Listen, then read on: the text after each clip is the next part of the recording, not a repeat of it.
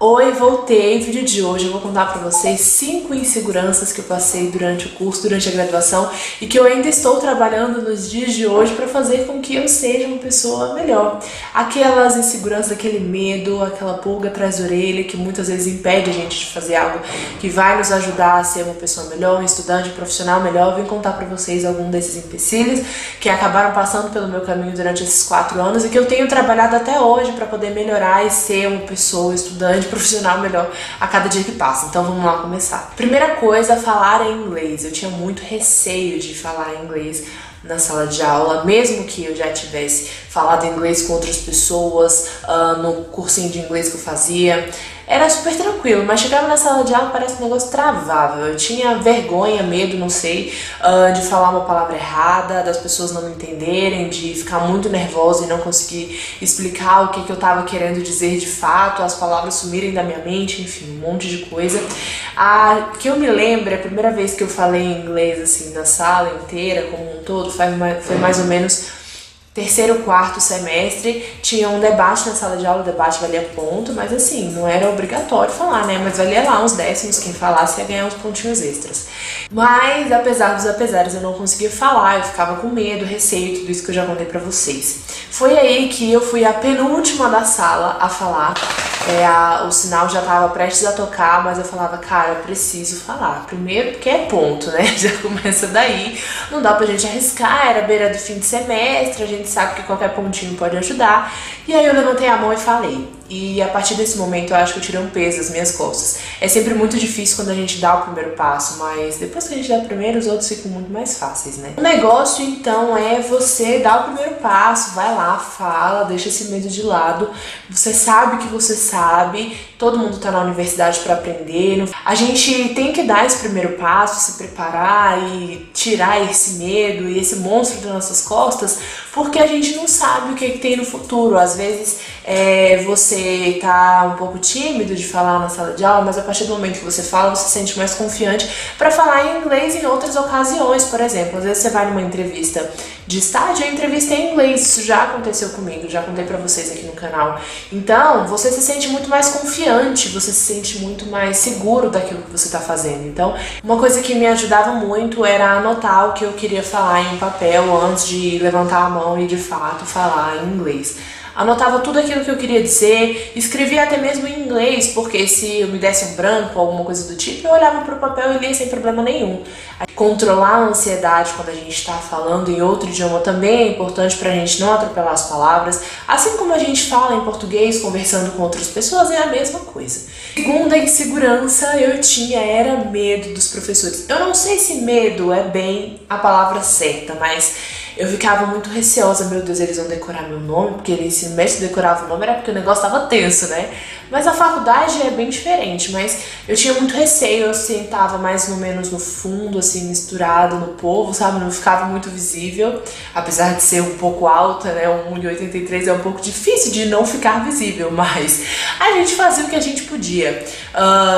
Em algumas aulas que eu sabia que os professores andavam mais pela sala, puxavam mais o papo, eu ia pra aula com roupas neutras, porque isso fazia com que eu não chamasse atenção de alguma maneira. Gente, olha que coisa louca, né? Tava lá na lanchonete, todo mundo sentado, o professor sentado, eu dava uma volta pra sentar na mesa lá do outro lado, que era pra ele não me ver. Umas neuroses muito sem noção, sem pé na cabeça, e ainda bem que alguns professores específicos me ajudaram a me sentir um pouco mais segura. Gente, universidade é um ambiente maravilhoso pra gente trocar informações, trocar dicas, trocar experiências de vida, experiências profissionais. E os professores também estão aí pra isso, então não tem que ter medo, não tem que ter receio, e sem contar que quem não é visto não é lembrado.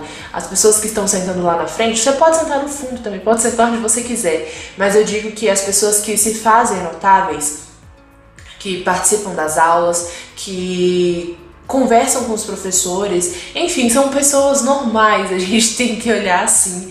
Acabam tendo algum plus a mais, acabam tendo uma oportunidade a mais. Talvez, enfim, a gente nunca sabe o contexto, e eu acho que não é nem questão de interesse mesmo, é questão de saber que a gente tem que aproveitar ao máximo todas as pessoas ao nosso redor, tanto amigos ou formandos e professores, pessoas que já estão na área há muito tempo. Por que não aprender com eles? Na verdade, esse medo é uma besteira, né? Na verdade, porque eu acho que a gente tem que ser inteligente ao ponto de estar ao lado de pessoas que já passaram por aquilo que você já passou, pela graduação, TCC, trabalho, e trabalhar e estudar ao mesmo tempo, e aprender com eles, como que eles lidaram com isso. A gente tem que aprender a absorver o máximo de coisas boas e coisas úteis para a nossa vida que estiver ao nosso redor. Terceiro medo e insegurança era me envolver em projetos na universidade. Isso foi bem no começo do curso, assim, no decorrer da graduação eu acho que eu fui conseguindo superar aos poucos, mas eu tinha receio de entrar em grupos de pesquisa, núcleos de pesquisa, empresa júnior que na Católica tem. E aí eu falava, caraca, eu acho que eu não consigo, eu acho que é demais pra mim, eu acho que eu não tô pronta, eu acho que eu não sou capaz, blá, blá, blá, blá, blá, blá, todas essas coisas. Até que todo mundo tava se envolvendo em alguma coisa, eu olhei pro lado, vinha aquele papo também de horas complementares, e eu, meu Deus, eu preciso de horas.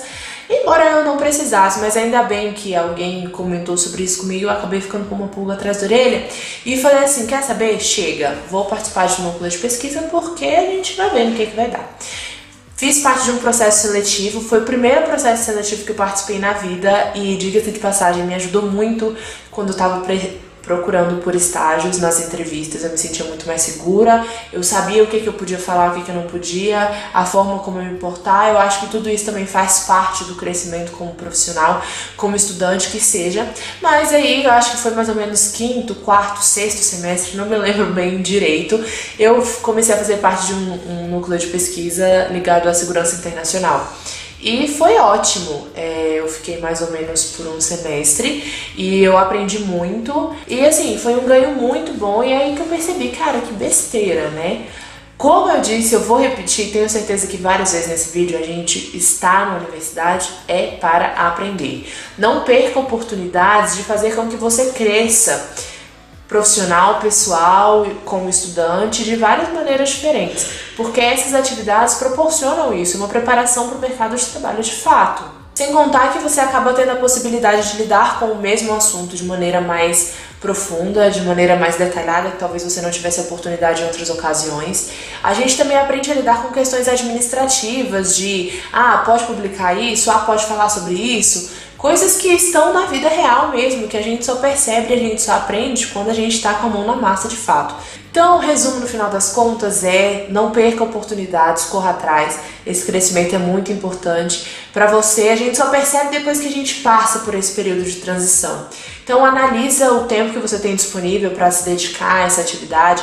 Conversa com outras pessoas que talvez já tenham participado desse núcleo de pesquisa ou de um outro que você tenha interesse, de como funciona, entender um pouco mais a dinâmica e ver se isso se encaixa nas suas prioridades, nos temas que você tem interesse em estudar. Mais uma coisa, quarta insegurança, está sobre falar em público. Eu tinha medo de falar alguma coisa errada. E em português mesmo, não era nem só em inglês não. Então vocês podem ver que essa é uma questão um pouco difícil pra mim, mas que com o decorrer do tempo eu acho que até hoje a gente vai lutando cada vez mais pra tirar um pouco desse sentimento e mostrar que a gente sabe.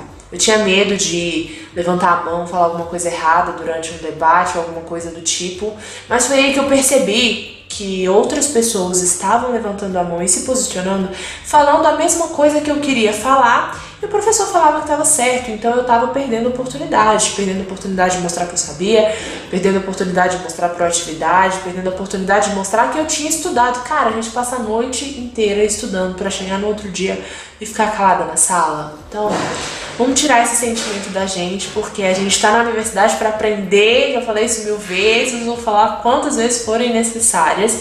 Se você tiver dúvida de um assunto, anota no caderno, pesquisa depois, pergunta para o professor. Mas se você souber sobre aquilo, se você quiser fazer uma pergunta, se você quiser fazer um posicionamento, fala: é besteira, pode ser que ninguém vai entender. Cara, tenta. A gente só sabe, a gente só aprende a se posicionar, a colocar a nossa pergunta de maneira clara, objetiva, a construir argumentos na nossa mente quando a gente faz. Então, não perca oportunidade. Mais uma vez, nada de perder oportunidade. Se você tiver oportunidade, se prepare para esses debates. Muitas vezes a gente sabe o tema, tal aula que vem a gente vai conversar sobre tal assunto. Então leia muito sobre o tema, procure entender, busque livros, busque filmes, busque documentários, busque várias visões diferentes para você estar preparado e ter um conteúdo, ter um embasamento para construir o seu argumento. Isso também é muito importante, a gente se sente muito mais seguro quando a gente tem a informação na nossa mão. Último medo e insegurança, que eu acho que existe em outros lugares muito além da universidade, mas eu acho que na universidade é um pouquinho mais aprofundado, que é a questão de se comparar com os outros. Olhar para a grama do vizinho, nossa, ele sabe mais, nossa, ele é muito inteligente, nossa, eu acho que eu não sou capaz, nossa, eu tô muito atrás, e blá blá blá blá blá blá, essas coisas que a gente sabe que as vozinhas ficam falando no nosso ouvido, vozinhas inconvenientes, diga-se de passagem. Mas vamos lá. Cada um tem uma trajetória, cada um estudou em um lugar diferente, cada um viveu de uma forma diferente, cada um tem um ciclo familiar diferente, cada um lida com os assuntos de uma maneira diferente.